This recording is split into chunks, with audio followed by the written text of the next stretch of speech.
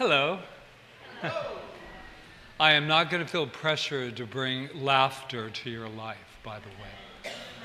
But most likely I will, just because I was made that way. Yeah, Rita and I really debated on it, because when we were trained by those 7 degrees of connection, we were told you never really speak on anything unless you have processed it, because we've watched what happens when people don't. And then you're out there going, I need to take care of them. What am I going to, and I understand that. But we have been in this rodeo for quite a while, not maybe the one that we went through this week, but that is a part. I was sitting there as Rita was talking about Miss Kitty, and I was thinking to myself, isn't it interesting that pain has to be looked upon as so miserable, when pain is a part of life, and pain is a part that reminds me that I am definitely alive.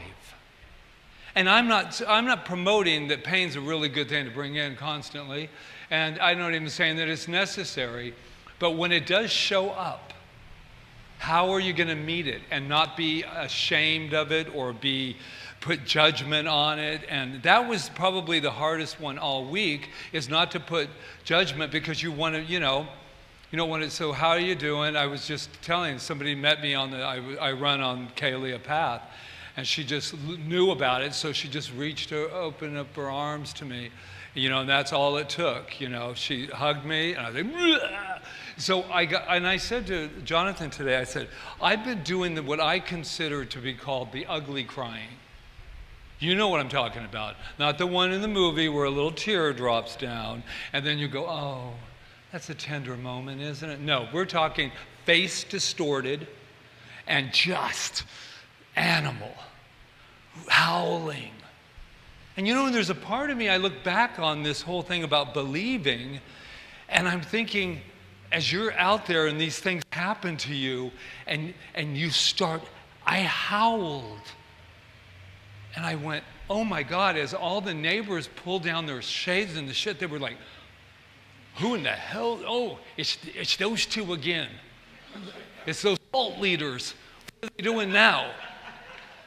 No, they didn't say that. I'm just making that up. But it was that whole thing. And there should not be a moment of shame. I really want everyone to really know that, to feel that whatever's going on in your life, there's no reason for shame. There's no reason for I'm sorry. It's just the way that you are handling the situation. I was just telling somebody this morning, I said, this awareness thing, you can't get away with anything. Because I liked it when I was that life of unaware. I don't know why I'm acting this way. I have no idea. When I do have idea, and I didn't want to change any of it. So I heard Michael Beckwith this morning. He said, in his way, I am not who I was yesterday. How freeing is that? I am not who I was yesterday, a book ago, 2 books ago. I am not who I was yesterday. I am now. I am now, and I am new. And that doesn't mean that I forget my little baby, because I don't. She lives inside my heart, and she will soon, for all of you who have been with me in the past, Krishna on this shoulder, Miss Kitty on this one. Because right now I'm like this, so I'm going to be balanced out by the time. I'm not as sure as I was with my other cat. If you're here for the first time, I have a nice tattoo here. And it gives you real manly moments at the tattoo place, just to let you know. So what's it going to be, the first one? Cat. You mean like a cat? Yep. That's who's going on that one, and I got Miss Kitty. But we're talking about belief today. And we come on Sundays to inspire. And we don't, and I was looking at Rita, I go, I hope she doesn't have a vulnerability hangover tomorrow, because I don't want her to feel, or we should never feel, that, oh, I shouldn't have, I don't want to bring down the party. I don't want to, we're not here for that. We're here to be real, with a capital R, the real deal. And that is not to just tell all stories, but to say, what are you going to do with your story? What are we going to do with this pain? And we're going to celebrate it. Celebrate it. So, it says, belief as a sacred technology. Science of mind teaches belief is not a mood, a wish, or a hope. It's a spiritual technology, a creative instrument that shapes the field. Ooh, shapes the field. And I just realized how important it is to really know what we believe. Not what I believe because I'm at dinner with you, or what I believe when I'm over here, because what I believe right here is what I take out the door with me, and I am allowed to change it as well. There's some great things going on. I always think of Santa Claus at this time, or as I like to call it, spirit cause, because we're a cause and effect philosophy. What we put out comes back. Not as a punishment, but as a law that we can count on. We got a law that we can say yes to, that we can know that there is something always covering us. And I realized that the greatest mistake wasn't believing in Santa, it was stopping it. Stopping my belief in the power of possibilities. How sad for me to think that at a certain age, like I would go, oh, I'm 9, I don't believe in that anymore. I think to myself, do you think maybe that's where we went wrong? Not even about Santa, because you don't even have to, but we're talking, forget Santa as this being.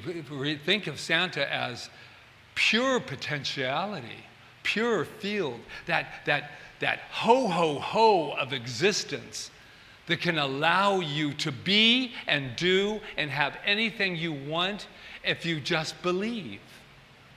And when you make your list this year to Spirit Cause, that's just you choosing. How nice to know that I don't have to wait till some man with a beard says whether or not I am worthy to get it. As long as you don't cry, wait here. Who wrote that damn song? You better not cry, you better not pout. Wait a minute. Has anybody ever lived up to that? Nope. And I'm thinking to myself, wow, they need new lyrics, right? Yeah, it's okay. He knows, I like this, he knows when you've been sleeping. He knows, and I'm changing it, when you're aware, right? He knows when you've been sleeping. He knows when you've been... So what does he say? So he knows when you've been good or bad. And if you've ever been to the rodeo, bad can be good. Oh, I'm sorry. That was a flashback. I didn't. So you can be good or bad. So be what? So be good for your sake. Be good for not goodness sake. Be good for your sake, because it feels really good to love yourself and to be yourself and to say, this is it. It says, as we grew, we traded magic for logic, wonder for caution, and belief for disappointment. We became realists. How's that working for you? It does suck. Thank you so much in the front row. And in doing so, we stepped out of the quantum field of possibilities. The moment, if you can say no to Santa, then you're going to be saying no to a lot of other things. And so let's not look at Santa just like God. We don't look at God, as which they kind of look alike from my Catholic upbringing. But this whole opportunity, and I like that, opportunity today, to look at this belief. And here's one other little thing. I did my work today, too, about the science, about superstition and the placebo effect is all belief. Let's talk about that superstition. If I wear these certain socks, then my team will win. And I heard a whole thing on NPR, not by accident, but they knew I was talking here today. I was speaking. And they're talking about this idea that, like this woman was talking about that she has this cup. Are any sports fans in here? Yeah. So they have a cup, and if they bring the cup to the game, then the team always wins. So she forgot it twice, and they lost that. That's called a little superstition. But then they called in, of course, a scientist. So what do you think about all this superstition and all this? And the scientist said, and researchers said, you know what? It's true. It's not true that the team's going to win or lose because of your cup, but it's what you believe. And because of the quantum being a part of it now, they say, and that energy that you believe that your team's going to win because of the color of your socks also goes out into the field. Why? Because we're all connected. Now, do we get to count on that? No, not really. I don't have that kind of superstition. But just think of the superstition. Think of placebo. It's all about belief, is it not? You take something and you think that, and they said this is guaranteed to heal you, and most likely,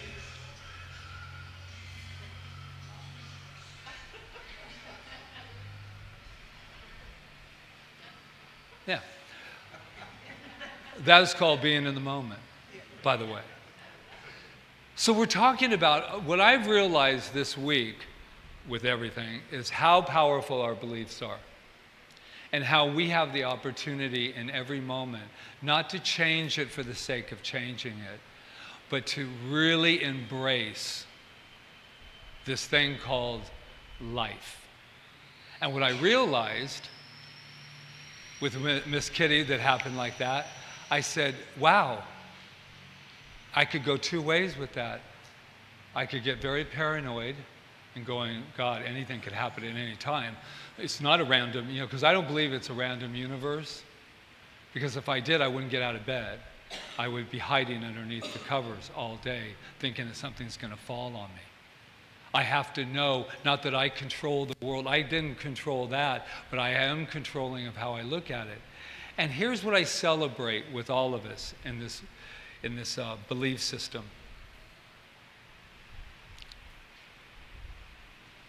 I celebrate the idea. I just want to talk about pain, and when dis-ease and things that come in our life, and we have to look at it. I like the idea, and I told Rita that. I like the idea. I said, whatever you do, we're not bypassing this. We're not going to bypass, because I don't know about any of you, but if you've got any kind of past, we bypassed a couple of things here and there. And guess what? It's always going to come back to knock on your door. It's like, you might as well embrace it.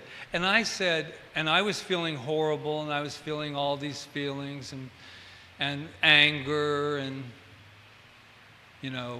I didn't quite go to why me, but I felt everything.